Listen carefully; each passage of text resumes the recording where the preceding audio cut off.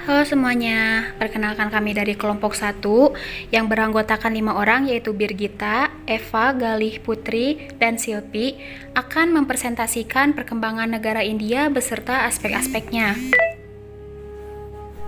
Letak batas luas India. Letak astronomi secara astronomis India terletak antara 8 derajat lintang utara sampai 30 derajat lintang utara dan 67,5 derajat bujur timur sampai 98 bujur timur. Batas geografis India adalah sebelah utara Nepal, Bhutan, dan Cina, sebelah timur Bangladesh, Myanmar, dan Teluk Benggala, sebelah selatan Sri Lanka, Samudra Hindia, sebelah barat Pakistan, dan Laut Arab. Luasnya negara India 3.287.059 km persegi. Bentang alam India. Secara garis besar, bentang alam India diliputi pegunungan, sungai, daratan rendah, daratan tinggi, gurun, dan daerah pantai. Berikut ini bentang alam di India tersebut. 1. Pegunungan utama Himalaya Utara, Vindhya di tengah, Ghats Barat, dan Ghats Timur di bagian selatan, yang keduanya bertemu di Bukit Nilgiri. Sungai utama Indus, Gangga, Brahmaputra yang mengalir di bagian utara dan merupakan sungai permanen karena senantiasa ada sumber air yaitu dari gletser dan air hujan. Ada juga Godavari, Krishna, dan Kashubu yang mengalir di selatan dan ini merupakan sungai hujan. Daratan rendah Indus, daratan rendah Gangga, dan daratan rendah Brahmaputra. Daratan tinggi di India yang cukup terkenal adalah daratan tinggi Deccan yang berada di bagian selatan. Gurun di India terdapat gurun yaitu Gurun Thar yang berada di timur. Hutan tropis terdapat di lereng Ghats Barat, Pantai Marmara, Lembah Hindus, dan Azman. Hutan musim di daerah perbatasan Hindus dan Deccan, stepa dan sabana terdapat di daratan tinggi Deccan. Daerah pantai, daratan pantai di sebelah Marmara, sedangkan daratan pantai sebelah timur disebut Coromandel.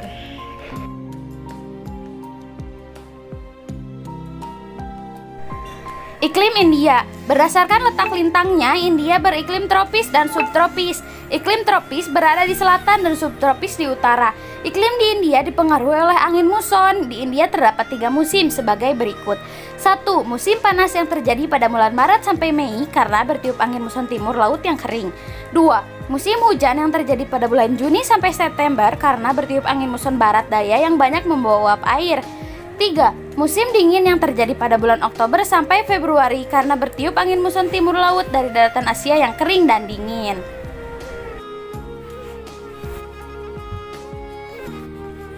Selanjutnya ada politik India. The Politics of India bekerja dalam kerangka negara konstitusi. India adalah republik demokrasi parlementer di mana Presiden India adalah kepala negara dan Perdana Menteri India adalah kepala pemerintahan. Ini didasarkan pada struktur federal pemerintah, meskipun kata itu tidak digunakan dalam konstitusi itu sendiri. India menganut sistem duopolitik, yaitu pemerintahan ganda yang bersifat federal, yang terdiri dari otoritas pusat, di pusat, dan negara bagian.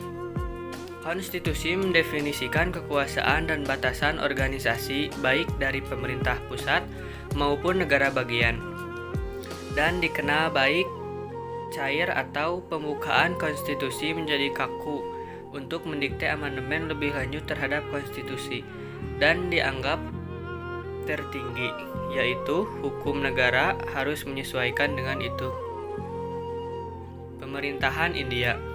Pemerintahan India didirikan oleh Konstitusi India Johannes Okta dan memerintah sebagai uni federal 28 negara bagian dan 7 teritori persatuan.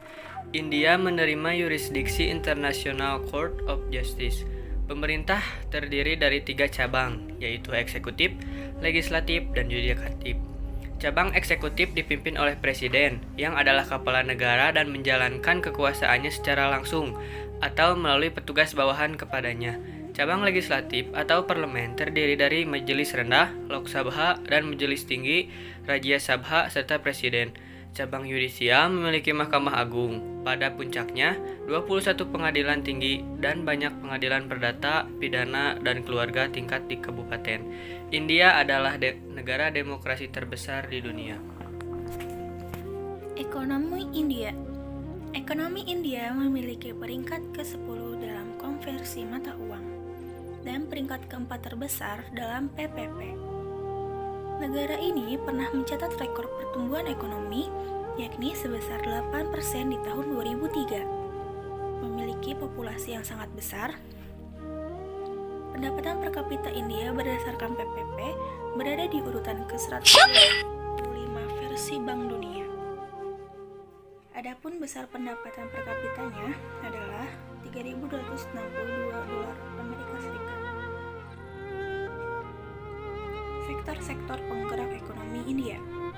India memiliki beberapa sektor penggerak ekonomi mereka, di antaranya 1. Sektor pertambangan. Di sektor ini, India mampu menghasilkan batu bara, biji besi, minyak bumi, dan gas alam, ikan, tembakau, dan baukit. 2. Sektor perindustrian. Di sektor ini, India merupakan salah satu negara yang unggul. Adapun jenis-jenis industri yang ada di India meliputi industri tekstil, industri jute atau karung goni, industri baja, industri kimia berupa pupuk, semen, kertas, dan gula, industri perfilman atau Bollywood, industri teknologi informasi. 3. Sektor perdagangan. Di sektor ini, India memiliki partner dagang utama yaitu Jepang, Inggris, Jerman, Amerika Serikat, dan Iran. Ekspor India, teh, mesin, tekstil, goni, tekstil, dan gula. Impor India, gandum, pupuk, besi baja, minyak bumi, dan alat-alat transportasi. Dan yang terakhir, 4. Sektor pertanian. Negara India terkenal sebagai negara agraria. Namun ada sekitar 75% penduduk India bekerja pada sektor ini. Adapun hasil pertanian India meliputi beras, gandum, jute, kapas, karet, teh, kopi, dan lada. Kesehatan di India. Penduduk India per 2011 mencapai 1,21 miliar, 0,62 miliar laki-laki, dan 0,588 miliar perempuan. Ada ketimpangan besar dalam kesehatan antar negara bagian. Kesehatan bayi di Kerala adalah 6/1000 kelahiran hidup, tetapi di Uttar Pradesh 64.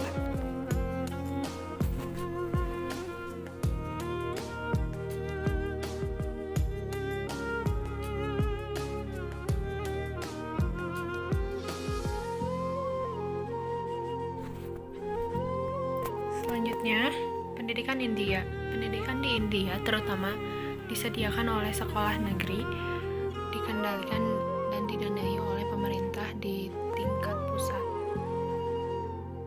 negara, bagian, dan lokal, dan sekolah swasta.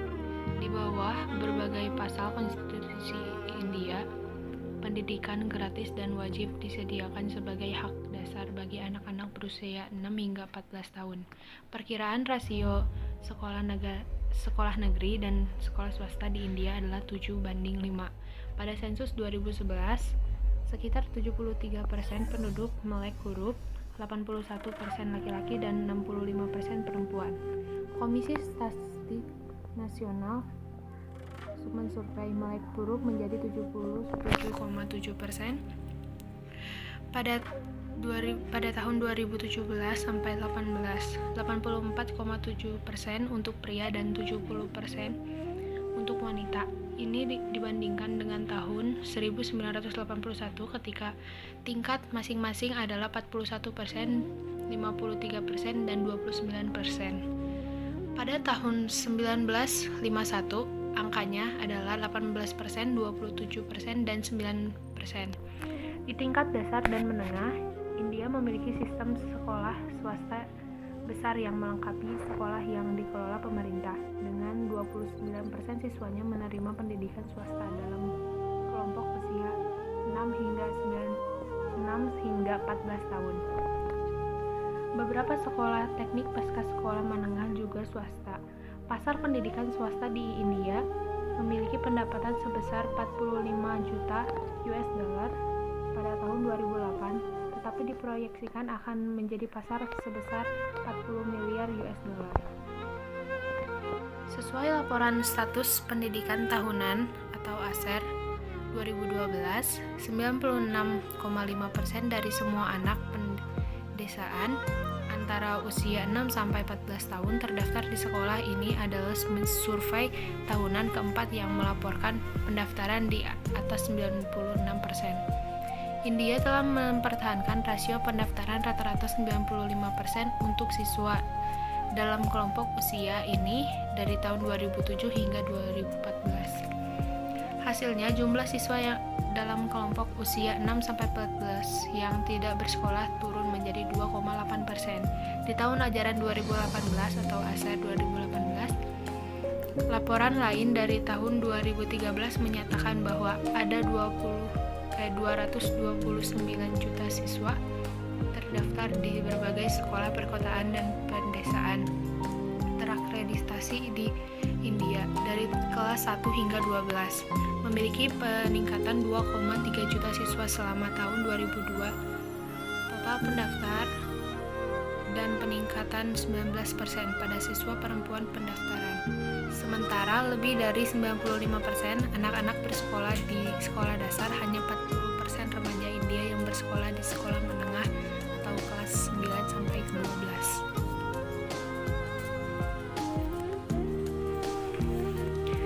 Lalu selanjutnya ada kebudayaan di India. Kebudayaan India penuh dengan sinkretisme dan pluralisme budaya. Kebudayaan ini terus menyerap adat istiadat, tradisi, dan pemikiran dari penjajah dan imigran sambil terus mempertahankan tradisi yang sudah mapan dan menyebarluaskan budaya India ke tempat-tempat lain di Asia. Kebudayaan tradisional India memiliki hierarki sosial yang relatif ketat. Sejak usia dini, anak-anak diajari tentang peran dan kedudukan mereka dalam masyarakat.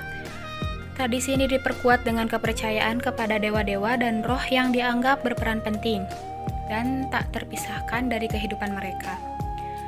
Dalam sistem kasta di India, ditetapkan stratifikasi sosial dan pembatasan dalam kehidupan sosial di anak benua India. Kelas-kelas sosial dibentuk oleh ribuan kelompok herediter yang mempraktikkan endogami yang umum disebut jati atau kasta.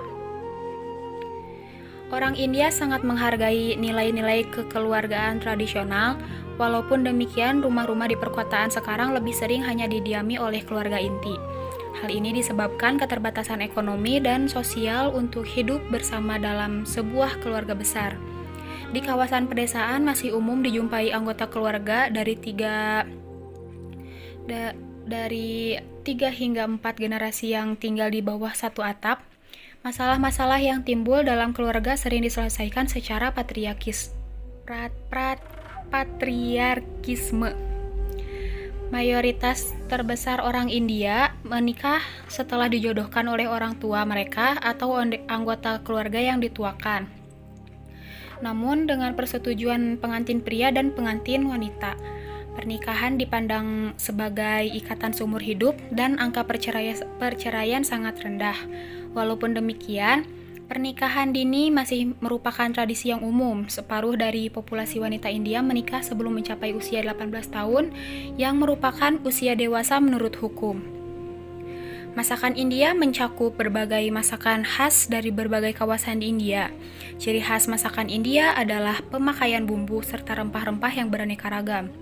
Makanan pokok orang India adalah beras, terutama di India Selatan dan Timur, dan gandum di India bagian timur. Rempah-rempah seperti merica aslinya berasal dari anak benua India. Cabai menjadi populer di India berkat diperkenalkan oleh orang Portugis. Pakaian tradisional berbeda-beda menurut daerahnya di India. Warna-warni dan gaya pakaian tradisional bergantung pada berbagai faktor terutama iklim. Pakaian berupa kain yang disampirkan merupakan gaya busana yang populer di India. Wanita mengenakan pakaian yang disebut sari dan pria mengenakan pakaian yang disebut dhoti atau lungi. Pakaian dari kain yang dijahit juga populer seperti salwar kameez yang dikenakan wanita. Pria mengenakan kurta berikut piyama, selain celana panjang dan kemeja gaya Eropa yang juga populer. Sebagian besar hari libur di India merupakan hari raya keagamaan.